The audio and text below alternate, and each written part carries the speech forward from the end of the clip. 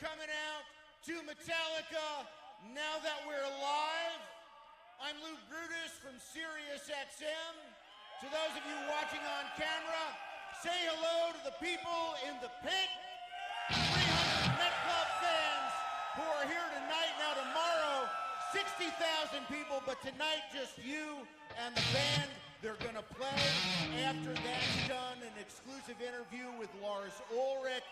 But for now, please say hello to Robert Trujillo, Lars Ulrich, Kirk Hammett, and Papa Head. Hey, James. Good to see you. Ladies and gentlemen, please welcome Metallica!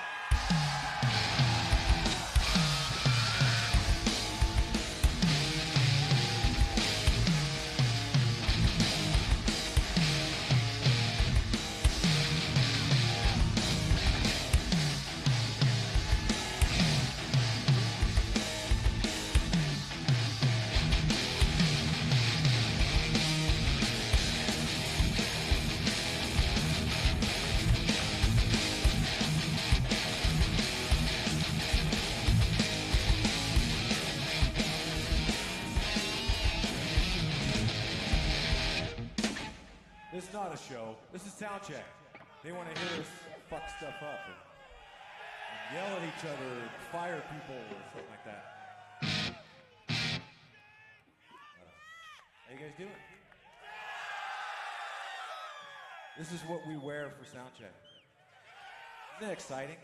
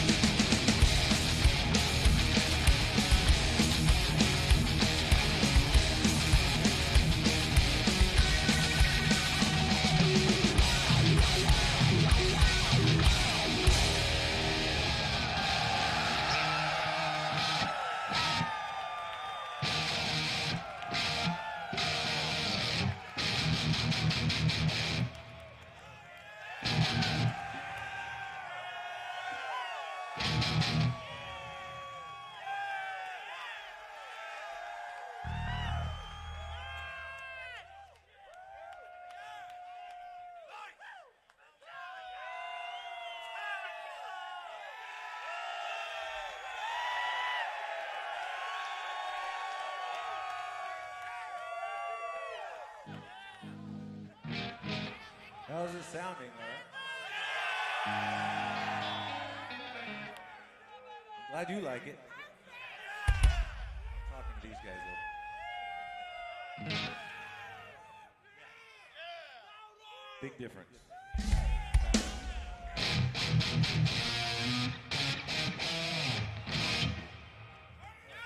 do you want to work on?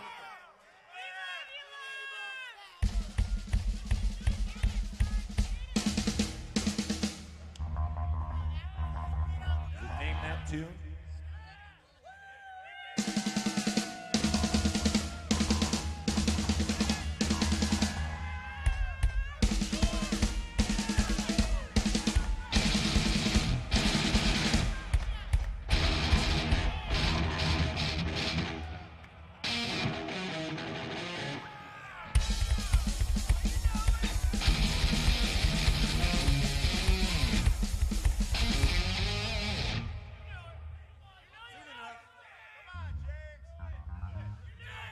What?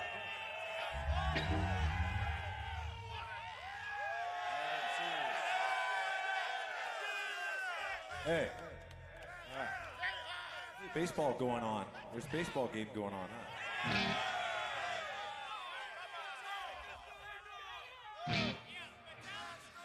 All right, what do we got to play?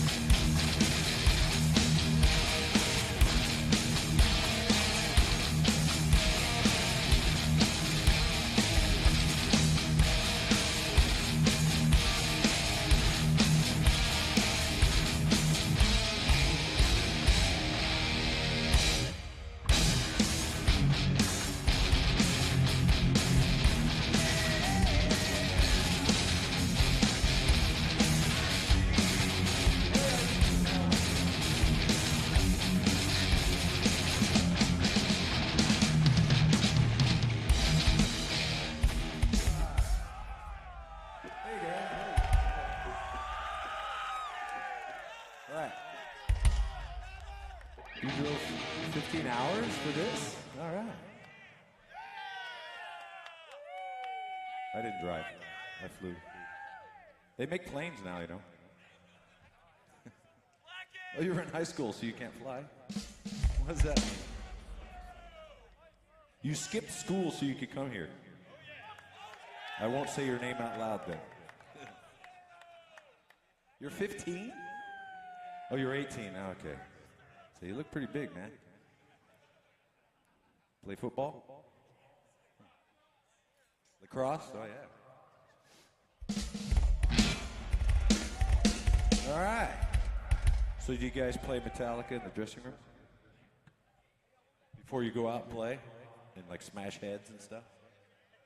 Right on. Hey, you play lacrosse too? All right.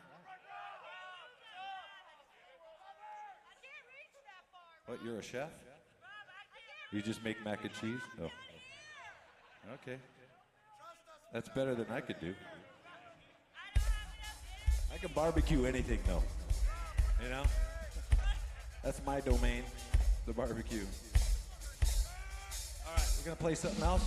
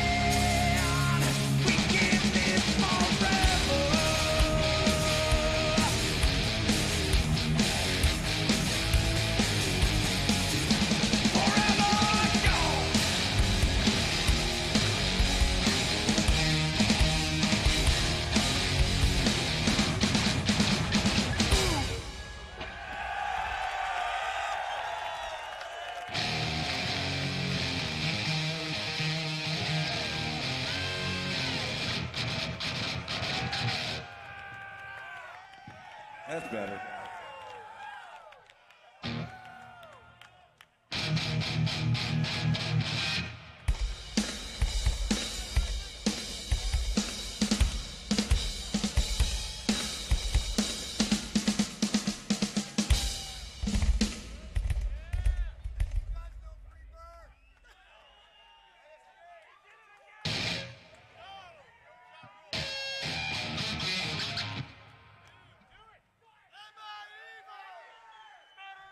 Why is everyone looking at me? We're just doing a sound check. Oh. What the hell? Look at those guys. What are you guys gonna play?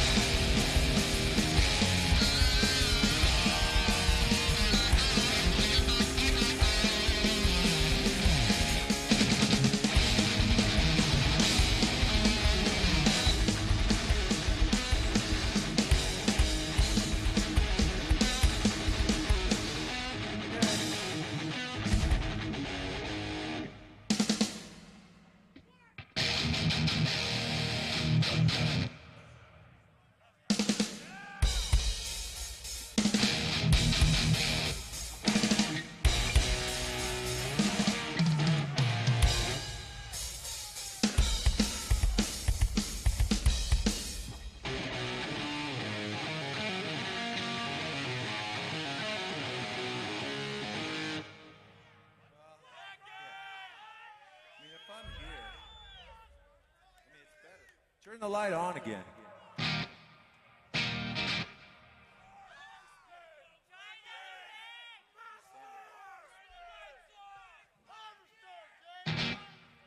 Oh, yeah.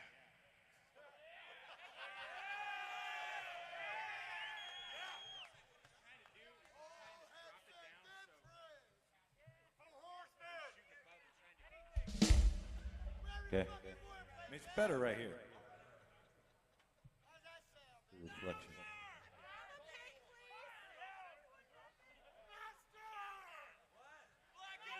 Somebody getting fired?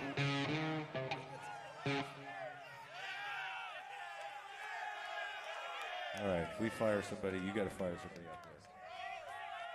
No one's getting fired, man. Everyone's welcome. Okay, let's play a song. What do we need to work on?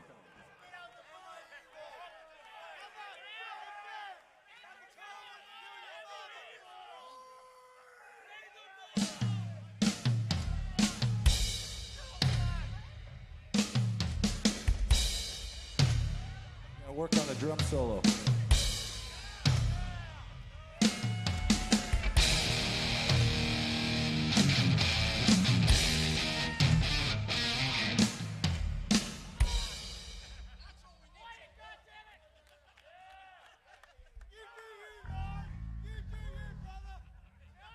Sounds familiar.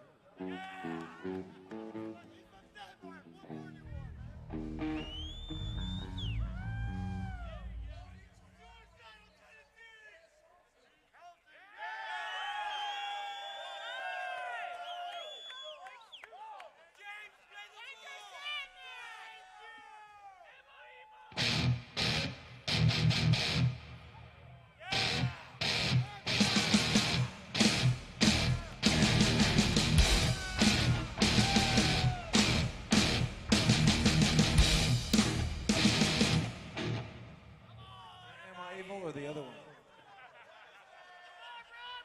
It all sounds the same.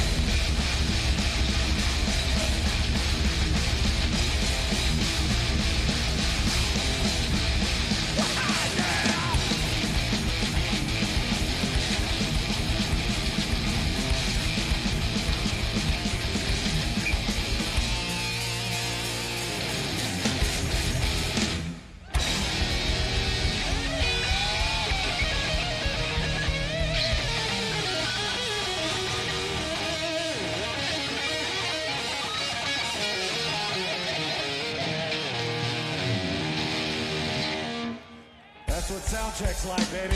Woo!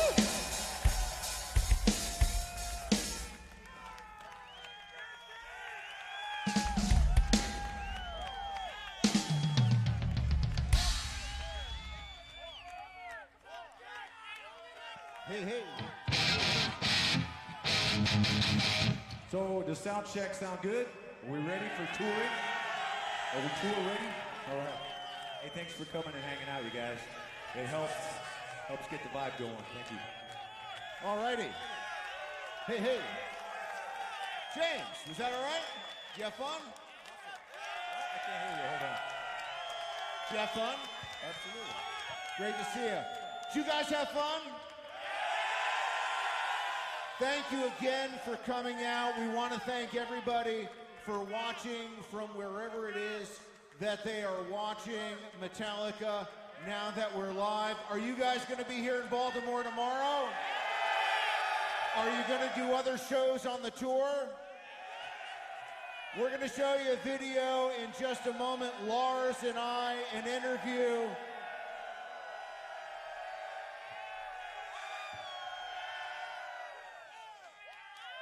But we want to thank you guys for coming out. Lars, thanks, brother. This is our new singer, Lou. Do you want to? Is there a particular Metallica song you want to sing? So fucking what? Well, maybe some other time. But thank you for coming out, and remember, whether you're coming out to World Wire Tour, wherever you are on the planet, please support live music. Go out and see musicians, support them. They'll make your life better.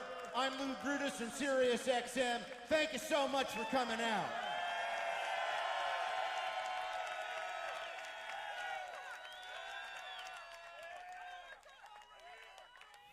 This is Metallica, now that we're live. I'm Lou Brutus from Sirius XM, and I am very happy to be joined by Lars Ulrich from Metallica. Lars, how are you? You know what? I'm doing fine. Always nice to see you, Brutus. Thanks for having me. Well, you know what? It's kind of cool that this tour is beginning, at least the North American portion, in Baltimore. Tell me about playing Hammerjacks, a great nightclub here years ago in a legendary place. Yeah, that was right after Washington and Hamilton let the troops out of Yorktown. There was a little place on the side where we were driving by with horse and carriage called Hammerjacks. Wow. Ride the Lightning. Hang on a second, that's just got to register here. Ride the Lightning, so that was in the spring of 85. It was our first real run in America. You know, we had a management and a record company and major labels, and we had tour buses, and we had a crew and all that stuff, and we were out playing and just living the dream. We were 19, 20, 21 years old. I don't remember a lot, but I remember that it was a lot of fun. And every night was an adventure, and every night was just an excuse to live every fantasy that you had dreamt of for years as an awkward, alienated, disenfranchised teenager.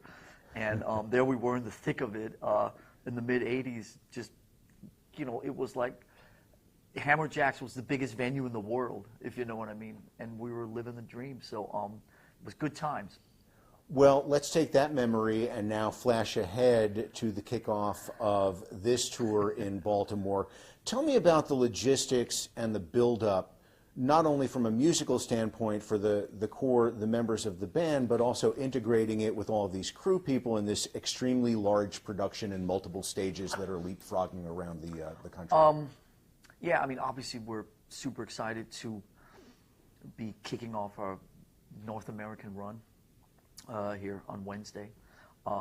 But I guess if you include, you know, all the Americas, then I guess internally we sort of look at this as show 4 because we did the 3 shows down in Mexico City in March with the setup, pretty much the same setup. I mean, there's a few tweaks and a few bells and whistles that have been added and so on.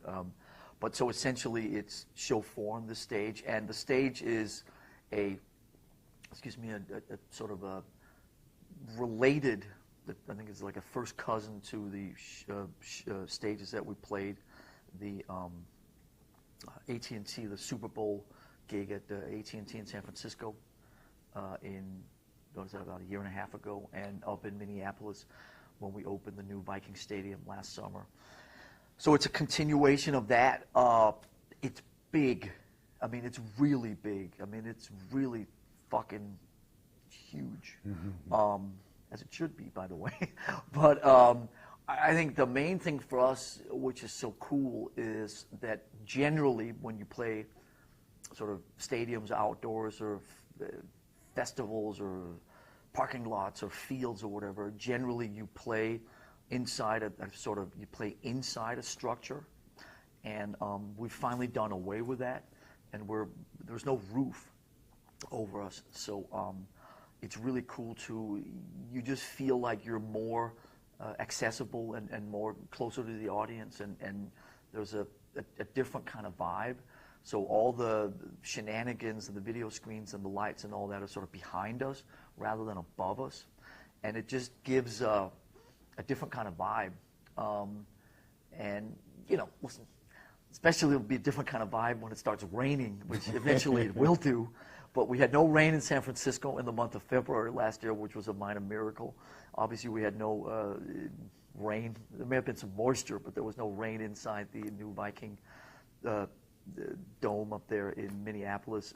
We had 3 shows in Mexico City without any rain at all. Obviously, it will rain at some point over the next 25 shows. We're fine with that. But when we talked about it a few months ago, Hetfield said, listen, if the fans get wet, why shouldn't we get wet? So it's sort of, I guess, the same spirit as Hammerjacks 30 years ago. It's, we're in it with the fans, and we try to make it within a stadium as kind of intimate as we can. And, it's a big production. We are, like you said, leapfrogging. They're setting up in Philadelphia, just up the road right now. And for those of you out there that don't know what leapfrogging means, basically there's an A system and a B system, and we're here in Baltimore in the A system. The B system's being built in Philadelphia, and then the A system will go to, I guess, Giants Stadium on Sunday, and the B system goes to the next, so they leapfrog. It's not something you do when you play in arenas, indoors, but when you play stadiums, that's the way most people do it. And listen, it's exciting. We were just talking before we went on air that I don't think we've been to Baltimore since Hammerjacks. We may have, but I don't have a recollection. I think all the arena shows we've played were down in D.C., and I think we played RFK with Guns, and we played RFK with Van Halen. Cap Center a couple of times. Cap Center, that's right. Cap Center, that's gone. And down in Largo. Yes. That's right, yeah. Largo. Isn't that where Dave Grohl is from? Something like that? He's from North Virginia, yes, but it's very close by. And that's the place. One time when we played in Largo, I took the train there.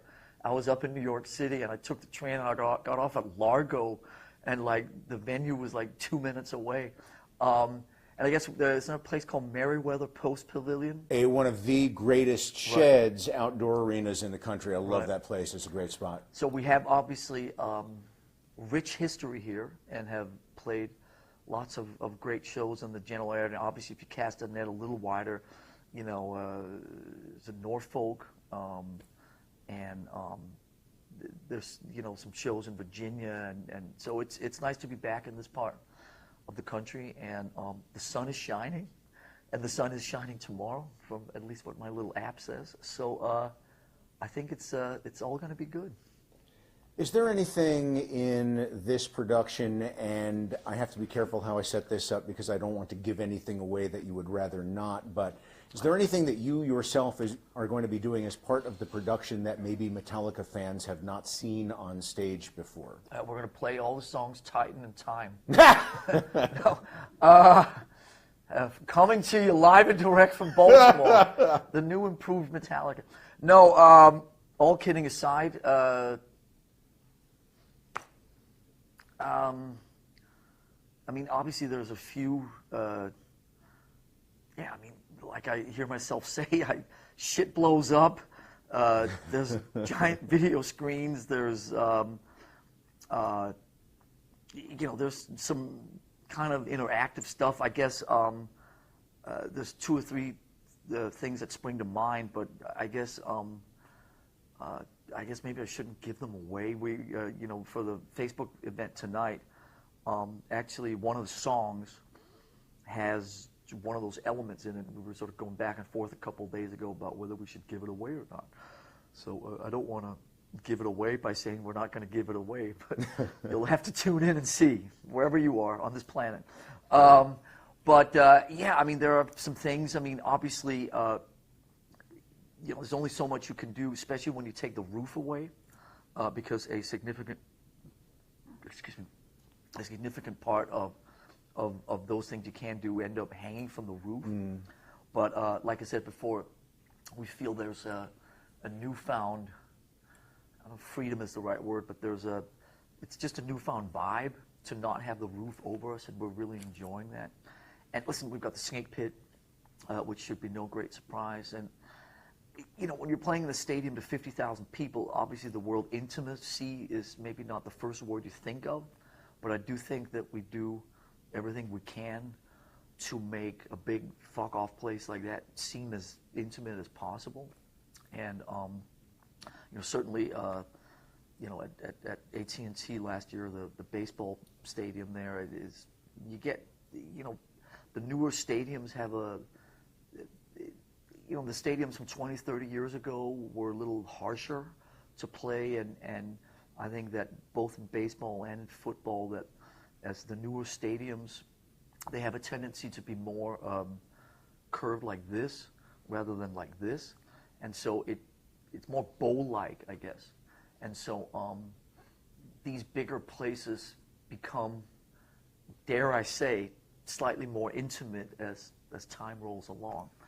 But there are a few shenanigans that are going to happen tomorrow night and Wednesday at the first show, and I guess tune into wherever you tune into to find out what they are. Or come to the shows. Yeah, come to the show. Okay.